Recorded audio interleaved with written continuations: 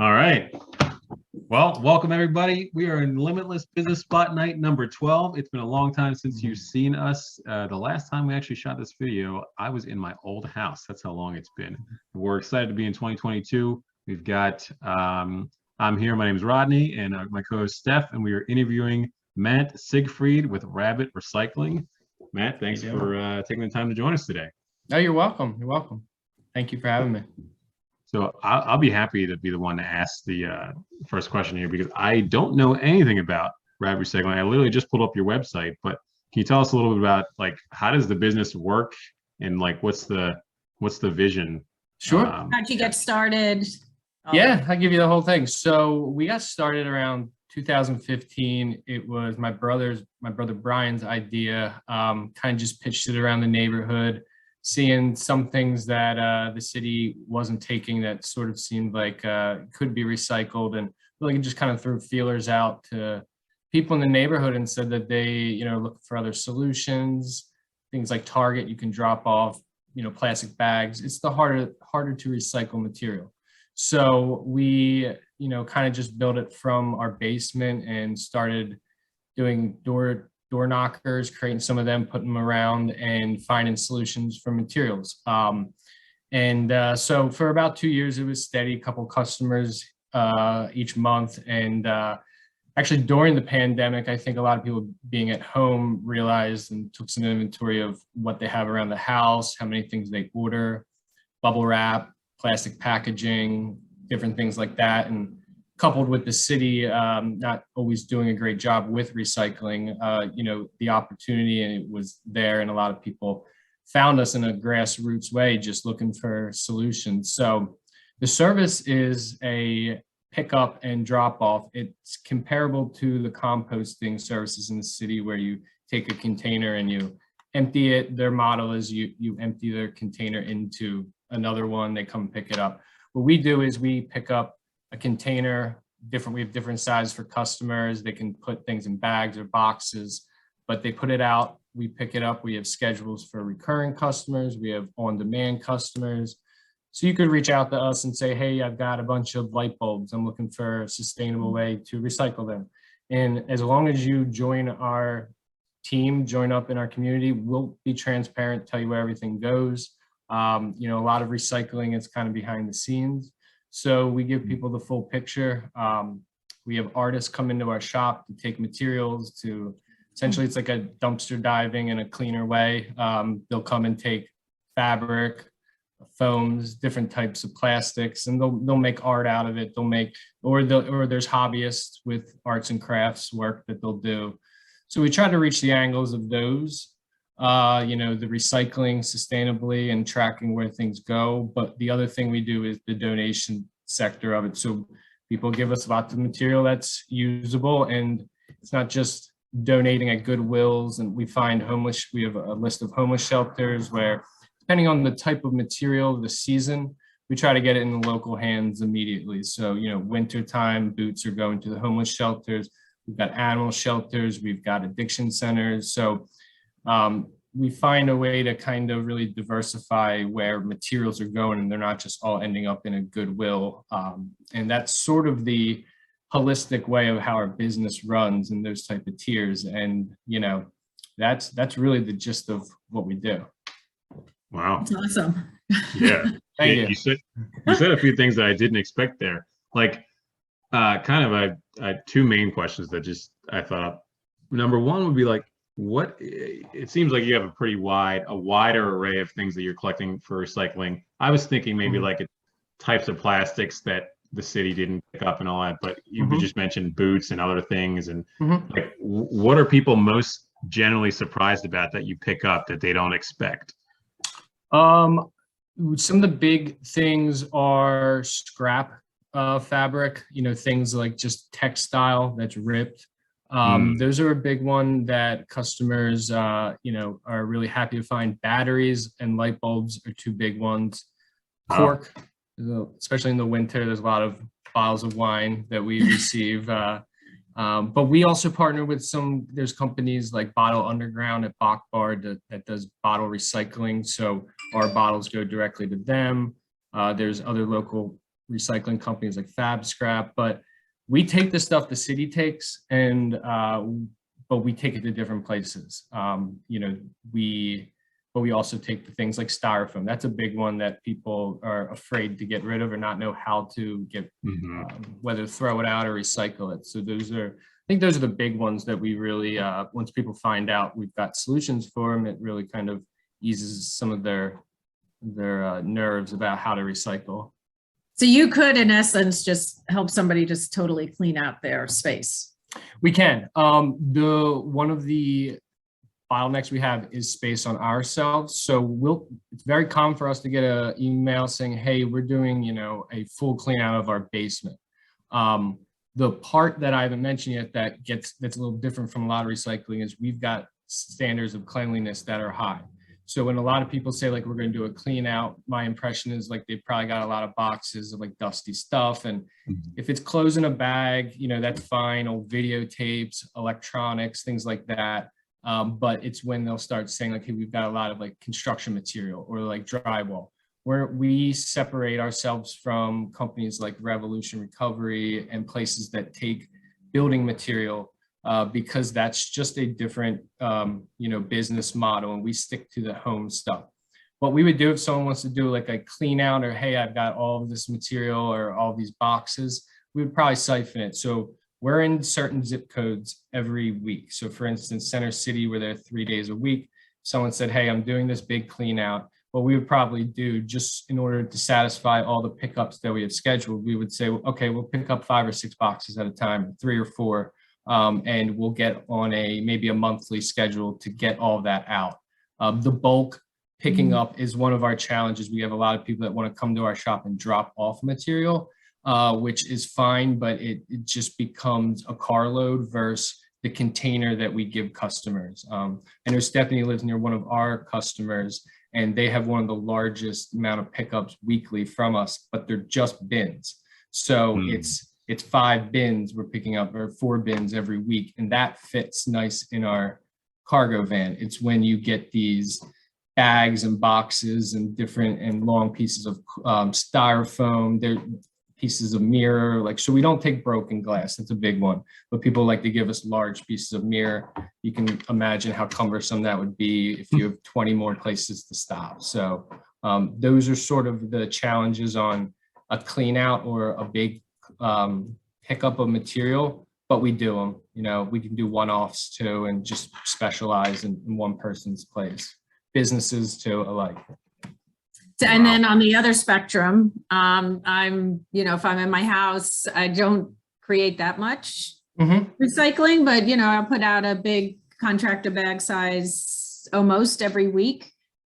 Is that something that you would pick up instead of putting it to the city, so I can be sure that it's being recycled properly? Or, you know, if I change a light bulb once every 6 months, I don't want to have you come and pick that up. Like, how do what makes sense for me to use the service? So someone like you that would probably, you imagine you have less harder to recycle material than maybe some, you know, big business or what have you.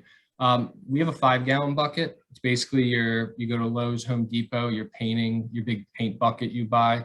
That is something that we would do for a customer that says, look, I'm going to get some light bulbs and here and there. And you could take our bucket, and we might not hear from you for a week or like 6 months, anytime in between. It's just at your usage. If you're an on-demand customer, you're going to fill up that container and you're going to reach out to us when you're ready.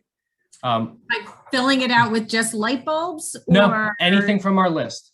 Anything from our list. So rubber bands, cork, batteries, you know, mailers that you get from Amazon. We take snack wrappers, but we also teach our customers how to clean them properly. Foil lined wrappers, any type of plastic wrapping, even if it doesn't have a number on it. So you could see on our website or our Instagram of how people might put things together in our bin. They'll really organize it well because they want the most bang for their buck. So they'll fit as much as they can. We have other customers that will just fill it up with a bunch of old shoes, different odds and ends, and reach out to us. So it's at your usage. It's an ad hoc version if you just want to do it. And the other option is you could say, look, I just filled up a cardboard box of all these things you accept. Can you just come by and pick that up? And we would charge you on the volume just like we would for that container. So if you didn't want to wait around for us to drop off a container, you could fill up a box or a bag and reach out to us. Can I ask, this, everything about this sounds awesome so far. What, it seems like this is the type of business that people support because they want to make sure the recycling is going to where it should be. And so I guess where does, you kind of touched on it before, but like, what percentage of the city's recycling? Especially during COVID, I've seen days like, you know how sometimes there's weeks where the city, like I'll put out my recycling, my trash, and yet the trash truck comes up and picks up all of it, and it's clearly going to the dump. Do you have any stats on like how much actually makes it to where it's to somewhere where it's actually being recycled versus how much makes it to the dump? And like, there's a national stat. So a few years ago, for years we used to give our recycling to China, and they basically stopped accepting it because contamination issues on our side, and they have recycling to deal with on their side. So once it all got diverted back to the United States, there's studies that say out of all the recycling that's intended, roughly around 10% actually makes it through. And a lot of that is bulk collection. You just don't, and look, the city having over 1 million people to handle this recycling, it's a very tough task to do. But the residents, it's a higher level education of recycling. This isn't for everyone. There are a lot of people that just kind of don't care, and that's fine. And you're really not going to change them. It's for people that are interested in that way of making sure that what they do put out for recycling goes through that full path. And then also seeing that there's opportunities for other stuff that might seem broken. You know, we have a deconstruction part in our shop where we're taking apart strollers because they're hard to recycle, things like that. So we can make different items out of it. So the real idea is it's not for everyone. And there's a mentality of when it comes to recycling that everybody puts their stuff out. You don't know what your neighbor put in. You don't know what the person down the street, but if you do the best you can, it's really, you're at a limit there. And then it all gets compacted. And if somebody kind of puts something else in there that's contaminated, it's very hard for that stuff to make it through the full process. Right. Metal and glass have the best shot because of the way it goes through a system. But as soon as you contaminate a plastic takeout container, the lasers and technology in these large recycling centers are not really going to be able to determine that it's a plastic because it's contaminated. That's pretty horrifying, 10%. Yeah. And, you know, there's companies like what we're trying to do. There's someone out in the West Coast that's, you know, trying to change this, trying to get post-consumer plastic out of landfills. And really it starts with saying it's not easy, but you do have to clean things prior. And that's where, as we as a business educate people and say, here is another way of doing this. And it's not for everyone, but the people that are passionate about it, just, they love it. And we're happy about that. Wow. I love the reuse thing in addition to the recycle, you know, the reuse of the oh, it's great because that's where you give things a second chance, and you don't always, you know, one of the troubles we sort of grapple with is when you give things to homeless shelters or donation centers, you don't have control what's going to happen, you know, a year away from that thing. That could end up in a landfill, could end up in, you know, the garbage or the street. But you got to kind of tackle all of these sides and say, what's the best, you know, option for Philly, for locally? Do you put a coat on somebody with the chance that it might end up in the street versus do you just, you know, follow through and say, not everything is going to be fully recycled. You're never going to be zero waste, but you can find a lot of solutions to handle that. And that's where we're just finding solutions. It's really what it is. Wow. So is a business like this mainly supported by, I would imagine most of like the income would be the fees that you're charging for people for the pickups, right? Are there other ways that people support your business, or like and kind of second part of that is like, it's been 5 years. I'm sure you've probably been growing. Like, do you have a vision of how many people you'd like to grow to? Yeah. So We, first off, we see the way we've grown, and frankly, it's been really interesting because we don't do anything in marketing. We don't advertise, and people find us whether out of frustration, just, we've been mentioned in some newspapers, and we've been lucky, but we haven't sought that because scalability in a business like this, when people sort of say, oh, wow, I've been looking for you for years, and then you get maybe 20, 30 people at once, and we're a service. So we have to function as much as the recycling is important. Getting to this person's house and getting the pickup done is such a strategic, involvement of ours, to where there's so much going on. So yes, we make money up front on the pickup, whether you're a subscriber or you're just using us once in a while. We can make money on the back end if your stuff's clean. The plastics, they do become a commodity. Certain materials do become a commodity. Some things aren't. Light bulbs, we pay to get recycled sustainably. Batteries, depends on the type. So we also are looking at other ways as we grow to have hubs. For instance, we serve Philly, but we also serve Delco, Montgomery County, and a little bit of Bucks. And I'm missing a county, a little bit, Chester maybe. So we serve those areas, but what we could do is put centers there where people could drop off their container and be able to exchange one. So where we aren't, paying so much to go out, 30 miles, and the strategy on that part. So we don't make the city isn't helping us. The city's kind of keeping an eye on what we do. They've been really interested, but they sort of just want our numbers for some of their stuff that they do, which, we understand they're trying to get to zero waste. But we don't really, that is our business model. It's through the money coming in through our upfront. And then if we get enough material of good quality, it does become a commodity that's traded like other things. But we follow where the material goes because that's just part of the transparency we do. And we're always trying to follow up, making sure that the plastics aren't being, there's incinerators, there's other ways to recycle plastic.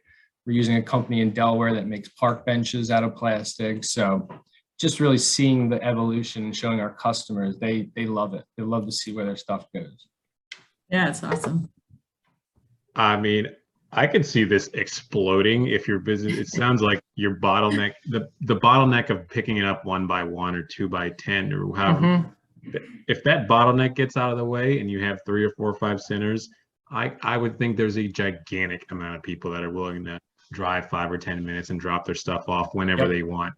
So that's and we found out recently that New Jersey no longer recycles 5 plastics. So we're seeing, well, what if we don't really serve Jersey? We allow customers from New Jersey to come to our shop and drop off, but we see opportunities even just locally in Delaware, New Jersey, saying, hey, here's something that instead of driving across or us crossing state line or the bridges, let's find an opportunity for you to drop off your stuff at another place. And it's not going to be for everyone, but I think we have enough out there on our website, and we're pushing enough out there to kind of show people there's an alternate way to take this material and really get it into sustainably recycled. So, and I'm sure there's loads of people that don't even know, that they could be doing so much more that would gladly, I didn't. So scalability is our challenge. We're looking at we have a facility in South Philly right now. We had one up in the Brandywine Spring Garden section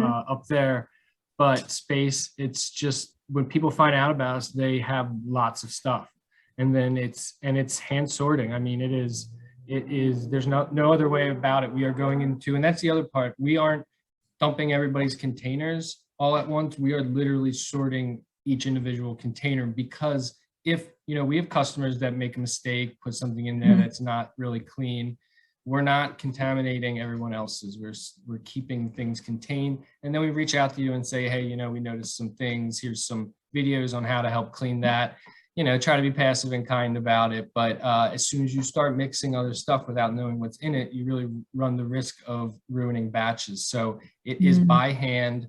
There's no 2 other ways about it right now. And it's worked. I mean, we're growing, and we've got right now, we have contractors. We want to get people hired, full time, but we've got 13 right now. And more people want to volunteer and find ways to help. So it's hard to with the scalability. It's just something I never dealt with. That makes me smile to hear that, because I just really think that once you get your system together,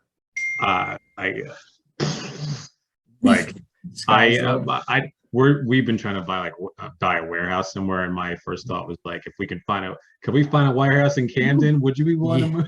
Oh yeah, and that's we started our of course warehouses in Philly are just so hard to find, but we started with body shops, garages, just to kind of see that level. And the more we realize what we really need is we need something out in like Cheltenham, Abington, somewhere that we can feel that, hey, it's easy to get to. We're not always bringing a big truck through this small street, but vice versa, just looking opposite, going the other side of the river, because the opportunities in warehouses there are so much cheaper, a lot more affordable. And it's just also getting a group of workers that are interested in working there. They love walking to work here. And but these are the things that as we grow and there's opportunities come, we need a larger space to grow into right now. So we're hunting. How much for space something. do you think? We'd be fine with around 3,000 square feet, something around there. When you start looking at some of these warehouse spaces, especially in the the LoopNet and these large commercial, the prices are just high right now, and we're reaching out, just even going and just driving around and finding places. It's almost easier to go straight to an owner or a landlord, because $6,000 for a month for us right now is not doable. We're looking around the 3,000, and so. I think that there's someone out there who will connect with your vision, who will give you that, and that kind of leads to, I don't know if you had a question, Steph, too, but is there a donate button? I'm looking at my website, but is there a easy, seriously, there is a donate button on our website. For some reason, I keep reaching out to our website guy and being like, make this nicer, because we're not getting no, there's a donate button. But we are so passive, and it's probably to our fault that we don't seek help. We know the community really loves to help us, but yeah, we do have a button on there, and that's always great. I would say smack on your homepage, donate now. I mean, all the different things I've seen, even in the news and not in the news, like people doing GoFundMe's for certain things. This is something personally, this makes me feel like one of the things I love about Europe is how organized they seem to be with recycling and all that. And I feel like for a second, it can be it can be like I'm in Europe again, It's a boutique way of recycling. It's a way where people kind of just restructure how they handle things, because we'll get pictures, emails of saying, our trash now is like a small bag a week. And if you think about that butterfly effect of reducing just one customer or 5 on a block, maybe in South Philly, we've got about 150 customers. Just that trash truck alone, picking up that much less waste and not having to sit behind that truck, just all those things that add up, just because people realize that some material actually could be recycled that they were throwing out. I mean, that part alone, you can see that effect, I think. I absolutely agree. So, well, I'm sure there's grants too. Sorry, I'm just thinking. There is, I know, and that's the part of me that's just, I'm always trying to do things so bootstrapping on my own, and then eventually, you want to go to a larger building, you got to get a business loan. I mean,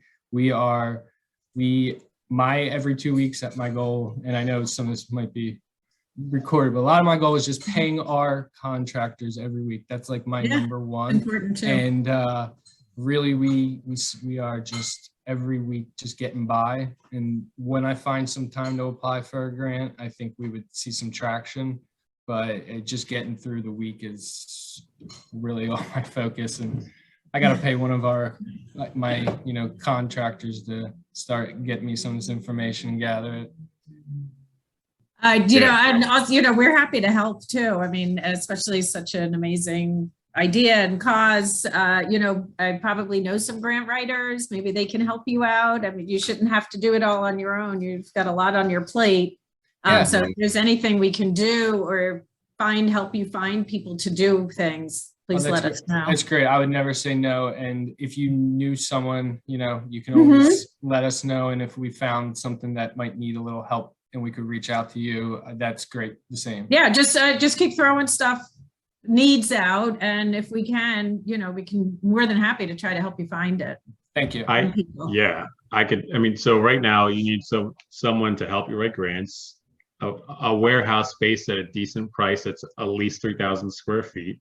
Just for anybody else listening, is there anything else that's like if we had this, Yeah, and that's, we Weaver's Way, we have a bunch of co-ops, grocery stores that have these committees, these sustainable or plastic reduction, and those are the things like, how can we help? And honestly, it's if you know somebody that has a warehouse, if you're, it's a lot of the people in the community have been here for decades that just been looking for solutions like ours, but in these sustainable mindsets. And a lot of them, landlords or building owners, may want a company that's doing something that they find is, different than something else, or something that they hold true to a mission or a value that they have. So a lot of it is word of mouth, getting lucky, finding the right person.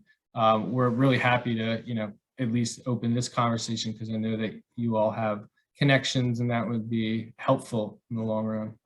Yeah, definitely. Yeah. Like she said, we'd be happy to help. So thank you. All right. Any other last thoughts you have, Steph, before we wrap it up here? No, I know Matt is extremely busy and still. No, it's okay. This is it's really nice to step away, and I know I'm always busy, but sometimes some things can wait, right? Like sometimes you just gotta walk away, and the roof isn't on fire every minute. So it's actually good to take a step away from the problems and talk about the good things. I really like to do that too. Yeah. I mean, yeah, when you're in here, but if you it's good to take a look up. It is. I got a narrow focus way too often, and having other people, fresh minds, even just me reiterating what we do and just seeing kind of that, your thoughts and everything. It's nice to take a step away and not be dealing with the operations and more of just the overall. And I really, this is nice. Yeah. Where can people reach you if they'd like to, find out what you do or donate? Sure. So our website, for starters, rabbitrecycling.com. It's going to give you information about just how to sign up, who we are, and the basics. If you had questions, there is a new customer form on there. You can top right button, you can click, and then you could just go ahead and fill out that form. But if you just had questions and you wanted just a cursory or a preview of what we do, contact@rabbitrecycling.com is the best way. We've got customer coordinators that answer all the hard questions, and then the super hard ones, we'll take it from there. So they'll answer your questions, especially just basic ones.